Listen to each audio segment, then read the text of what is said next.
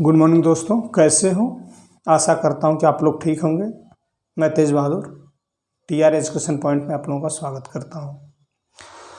पिछली क्लास में हम लोग कुछ अनुच्छेद पढ़ लिए थे और कुछ बाकी रह गए थे, तो उनको अभी हम देखेंगे जो एग्जाम से रिलेटेड है, अक्सर पूछे जाते हैं।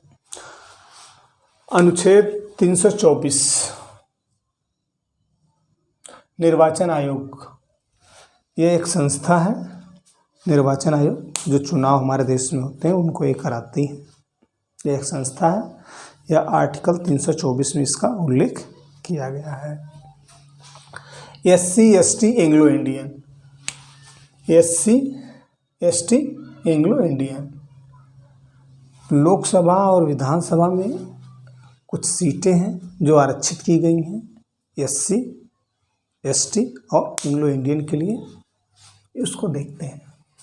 अनुच्छेद 330 में उल्लेख है लोकसभा में SC और ST के लिए कुछ सीट निर्धारित की गई है। किस अनुच्छेद में है? 330 अनुच्छेद में। 331 अनुच्छेद में लोकसभा में एंग्लो इंडिया के लिए सीट आरक्षित की गई है, एंग्लो इंडियन के लिए। अनुच्छेद 332 में विधानसभा में SC और ST के लिए सीट आरक्षित की गई है। और 333 अनुच्छेद में 333 आर्टिकल में विधानसभा में एंग्लो इंडिया के लिए सीट आरक्षित की गई है। अनुच्छेद 335 में SC ST के लिए विशेष पद और सेवाओं के लिए आरक्षित सीट की गई है। किसमें की गई है? 335 अनुच्छेद में। 338 आर्टिकल में उल्लेख है एक SC आयोग होगा। और 338A में उल्लेख किया गया है एक ST आयोग होगा। 338A में एक ST आयोग होगा और 338 में एक SC आयोग होगा। और 340 में OBC आयोग का उल्लेख किया गया है। कितने में? 340 में OBC आयोग। और एक है 343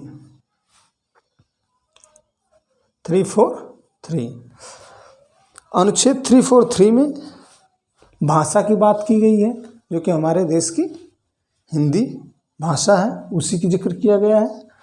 और इसकी जो लिपि होगी वह देवनागरिक है, यह उल्लेख किया गया है। किस आर्टिकल में? 343 में। तो यह कुछ इम्पोर्टेंट अनुच्छेद हमने देखा। 324 में एक चुनाव आयोग होगा। 330 आर्टिकल में लोकसभा में SC और ST के लिए आरक्षित सीट होगा। 331 अनुच्छेद में लोकसभा में एंग्लो इंडियन के लिए आरक्षित सीट है। 332 आर्टिकल में विधानसभा में SC और ST के लिए आरक्षित सीट है। और 333 में विधानसभा में एंग्लो इंडिया के लिए आरक्षित सीट है। 335 अनुच्छेद में सेवाओं और विशेष पद SC ST के लिए आरक्षित है। 338 अनुच्छेद में एक SC आयोग होगा। 338A में एक ST आयोग होगा। और 340 अनुच्छेद में OBC आयोग होगा। और 343 अनुच्छेद में भाषा का जिक्र किया गया है। ये अनुच्छेद है।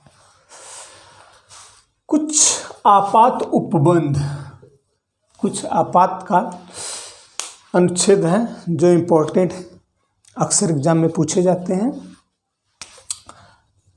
352 राष्ट्रीय आपातकाल का उल्लेख किया गया है 352 अनुच्छेद में। अभी तक हमारे देश में 3 बार राष्ट्रीय आपातकाल घोषित किया गया है। कब कब किया गया है थोड़ा देख लेते हैं। 26 अक्टूबर 1962 में पहली बार राष्ट्रीय आपातकाल घोषित किया गया था। 26 अक्टूबर 1962 जब चाइना से युद्ध हुआ था। दूसरी बार 3 दिसंबर 1971 में आपातकाल लगाया गया था, राष्ट्रीय आपातकाल। यह जब पाकिस्तान से युद्ध हुआ था उस समय राष्ट्रीय आपातकाल लगाया गया था। और तीसरी बार 25 जून 1975 को राष्ट्रीय आपातकाल लगाया गया था। उस समय इंदिरा गांधी प्राइम मिनिस्टर थी। आंतरिक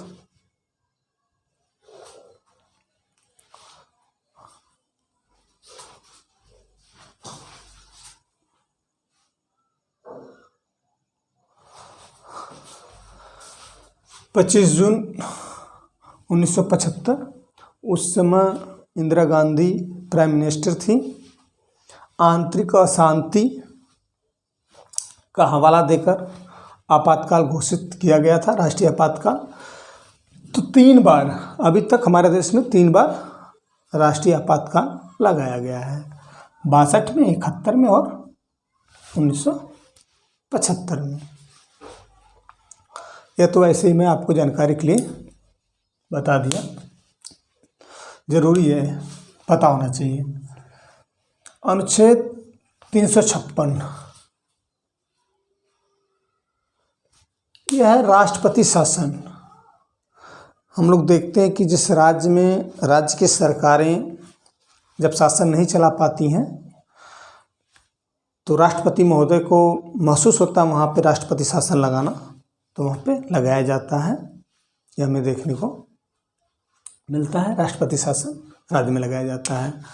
और 360 अनुच्छेद 360 वित्तीय आपातकाल, यह अभी हमारे देश में आज तक कभी भी लगाया नहीं गया है। वित्तीय आपातकाल। आर्टिकल 368 संविधान संशोधन 368 आर्टिकल में 368 अनुच्छेद में संविधान संशोधन का उल्लेख किया गया है। इधर से हमने क्या देखा,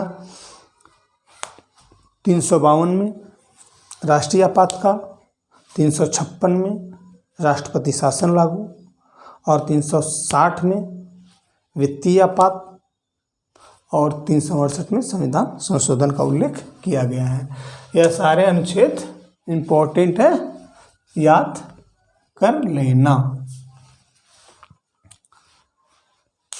अच्छी तरह से तैयारी करें, पढ़ाई करें, इसको याद करें, याद हो जाएगा। आसान है, बहुत डिफिकल्ट नहीं है। अगली क्लास में फिर मिलते हैं, तब तक के लिए धन्यवाद।